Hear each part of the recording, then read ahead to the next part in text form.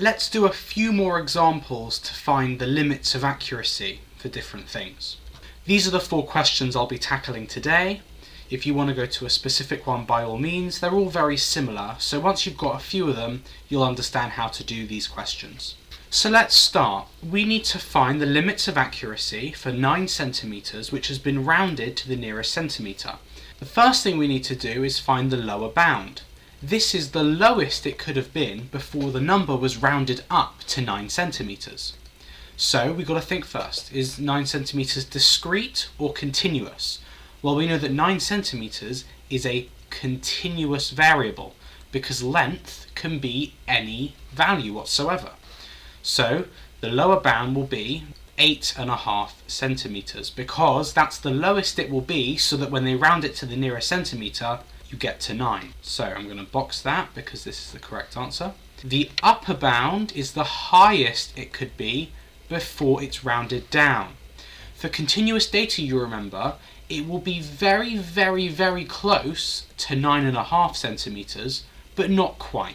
But because it is so close, we'll say that the upper bound is 9.5 centimeters. Now that we've got that, we can write our limits of accuracy. So we're going to say that 8.5 is the lowest it could be, and that will be less than or equal to this length, which we can call length or L, whatever you'd like, and this will be strictly less than 9.5 centimeters, because it will never be exactly 9.5, but it will be very, very, very close. And that is our answer to the first question. Let's move on to the second question. It's a very similar idea. We have 14.86 minutes and we're doing it to 2 decimal places. When you think about 2 decimal places, what you need to think is that you have your decimal point and then you've got some number, so it could be the 86 like before, and then you have a third number. And the way that you get to 2 decimal places is to round this number here so that we get to 2 decimal places. So we've got to think, what is the lowest this could have been such that they would round it up to 14.86 minutes to 2 decimal places? So the lower bound for this one will be 14.855. Do you see that? Because when you round this to 2 decimal places, what do you get? You get 14.86, like we were looking for in the question. If it was any lower than 14.855, you would not round up, you would round down instead, and that's not what we're looking for. So 14.855 is the lowest it could be, it's the lower bound. The upper bound, like always, the first thing we need to do is look at what type of variable this is. Minutes measures time, and time is a continuous variable. It can take any value whatsoever. So the upper bound will be 14.865. It will be very, very close to 14.865, but not exactly. But we still write it like this because it's a continuous variable, and this is how we do it. So what is our limits of accuracy? Well, like always, we write 14.855, our lower bound. That will be less than or equal to the time in minutes. And that will be strictly less than 14.865, the upper bound, because remember, it will never get there, but it will get really, really, really close. So we use the strictly less than sign to show that. And that's the answer to our next question. Let's move on to part C. This is a really nice one of my favourites. 4 pounds to the nearest pound. Let's start with our lower bound like normal. What is the least amount of money you could have had so that it would get rounded up to 4 pounds? Well, that's easy. That would be £3.50, right? Because £3.50 will round up to 4 pounds when you do it to the nearest pound. Anything less than that, you'll round down to 3 pounds. So our lower bound is £3.50. How about our upper bound? Now again, for our upper bound, we need to ask ourselves, is this a discrete or continuous variable? Well, pounds and money are discrete variables because they can only take certain values. You can't have half a penny, can you? So the pennies are the lowest value they could be, but you couldn't have all values because you can't have a quarter of a penny, a fifth of a penny. You can only have £4.50 or £8.65. So these are discrete values.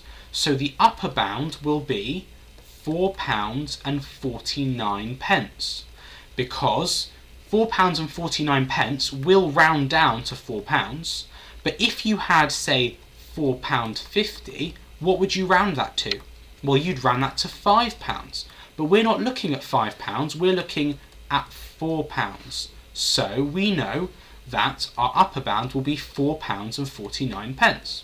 Now that we have that, we can now do our limits of accuracy. Again, it's the same thing. £3.50 will be our lowest, and that will be less than or equal to the money we have. And that, now remember this is because this is discrete, we use the less than or equal to again. That will be less than £4.49. What this tells us is that the money that we have will range between £3.50 and £4.49, including those values. That's what the limit of accuracy is. Let's move to the final part, part D. We're going to convert 7.00 meters to 3 significant figures. Now this trips people up all the time, and you'll see why in a minute. Let's start with the lower bound. What is the lower bound of 7.00 meters to 3 significant figures? If we have something to 3 significant figures, it means that it could have been previously something like 7.001, and they rounded it down into 7.00. So that's what we're thinking about here. What is the lower bound of this? Well, the lower bound will be 6.995. Think about this carefully.